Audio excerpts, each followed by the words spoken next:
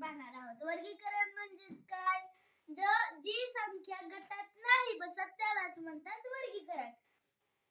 चला तर न वेळ वाया करू तर व्हिडिओला सुरुवात करूया. 17 पहिला ऑप्शन आहे 17, दुसरा ऑप्शन आहे 37, तिसरा आहे 10 आणि चौथा आहे 24. आता ही पण विषम, ही पण विषम, ही पण सम, ही पण सम आणि मग दोन दोन असल्यावर गटात तर नाही बसत. आता वर्गसंख्या 17 पण नाही, 37 पण नाही, 10 पण नाही आणि 24 पण नाही. आता वर्गसंख्या प्लस 1 करू. 17 आधी 4 चा वर्ग 16 प्लस 1 किती? 17. 4 चा वर्ग 36 प्लस 1 किती?